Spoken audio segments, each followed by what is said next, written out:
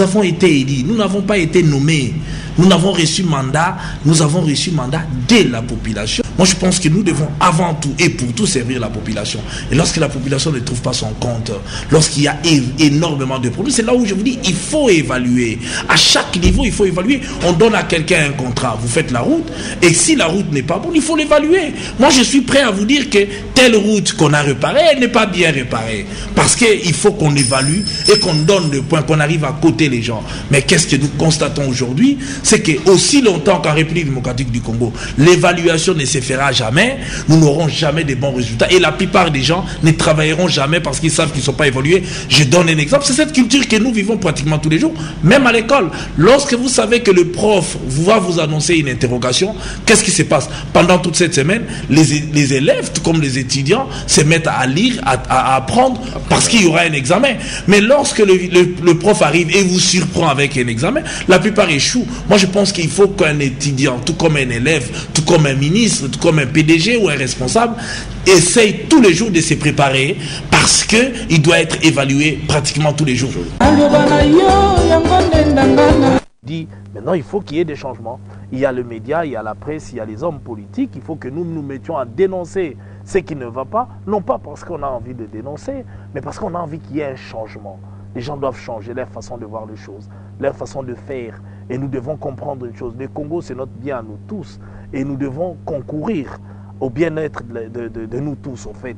Et moi, je crois qu'ici, l'occasion nous est donnée, cette fois-ci, avec la démocratie naissante en République démocratique du Congo, dans la Troisième République qui vient d'avoir le jour, que nous puissions marquer un changement, marquer un début de changement, le fait déjà de dénoncer.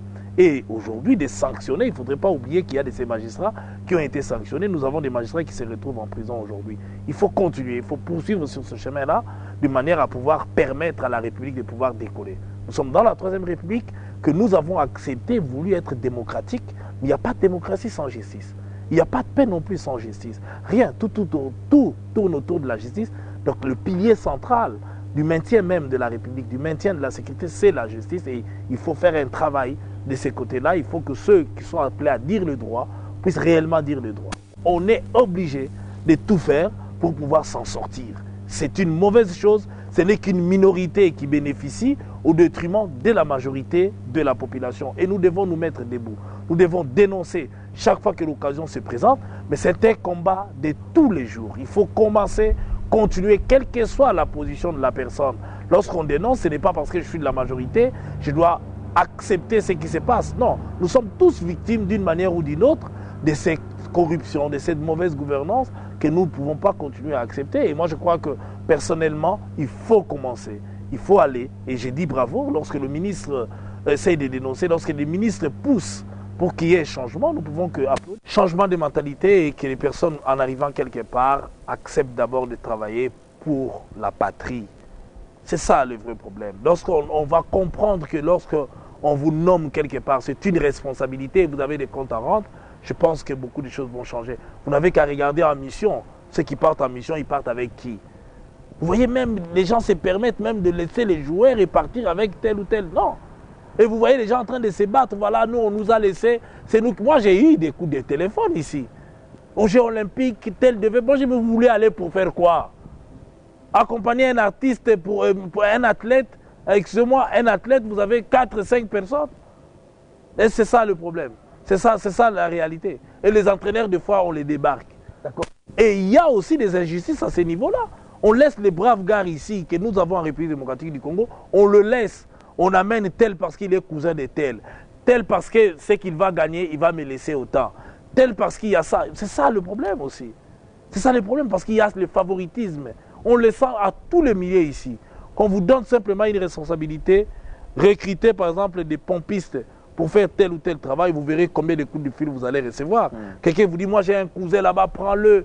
Même s'il n'est pas du quartier, même s'il n'est pas du domaine, il faut le prendre. Alors, nous allons faire avancer comment le pays, le chômage, la misère, est tel que les gens sont prêts à sacrifier le drapeau, la couleur nationale, pour ses intérêts individuels. Et c'est ça le problème. Alors, mais que se passe-t-il dans ce pays? Suivez mon raisonnement. Même Dieu n'a pas créé le monde le même jour. On vous dira le premier jour, Dieu a fait ça. Le deuxième jour, il a fait ça. Le troisième jour, il a fait ça. Et les derniers jours, il créa l'homme et puis il se repose. Donc, ce sont les étapes.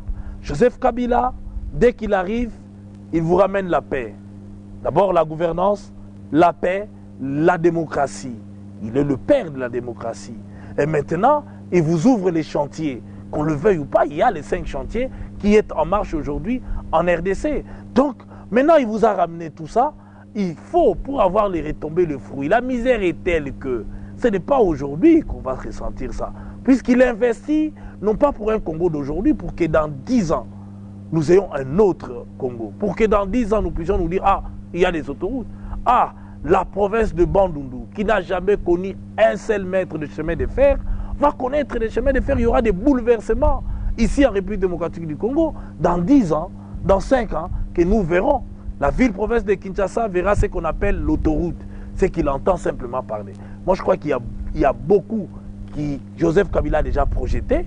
Aujourd'hui, il faut qu'on lui dise déjà bravo. Mais non, nous devons le prendre comme modèle, comme exemple, changement de mentalité. Et voir qu'est-ce qu'il y a de bon dans ce qu'il est en train de faire. Je ne dis pas qu'il est parfait à 100%, mais voir ce qu'il y a de bon et suivre.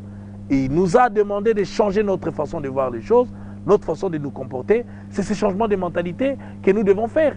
Mais lorsque dans un bureau du quartier, on vole du papier, est-ce que c'est Joseph Kabila qui doit quitter là-bas pour venir voir? Lorsqu'on donne une responsabilité... Le rapport doit être fait à la hiérarchie et ainsi de suite. Je vais vous expliquer comment ça se fait.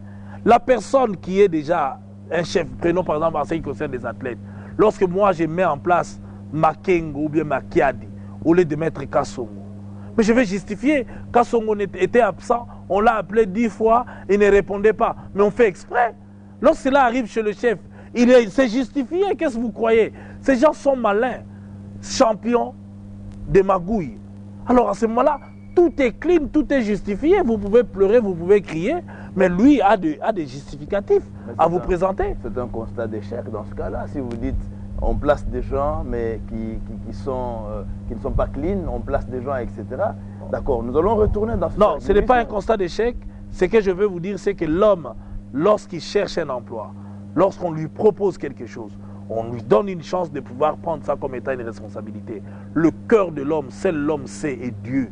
Alors à ce moment-là, lorsqu'il déçoit, pourquoi il y a ces mots de déception? C'est lorsqu'il ne met pas en application, c'est pourquoi on l'a choisi.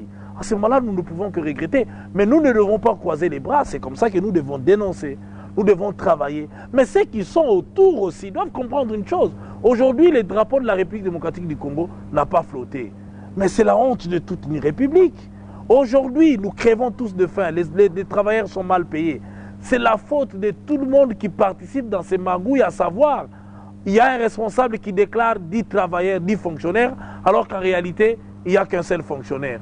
Et tout l'argent, il met dans sa poche. Les militaires, pareil. Est-ce que vous croyez qu'aux yeux et au su des autres, chacun couvre l'autre? Alors comment voulez-vous que ça change?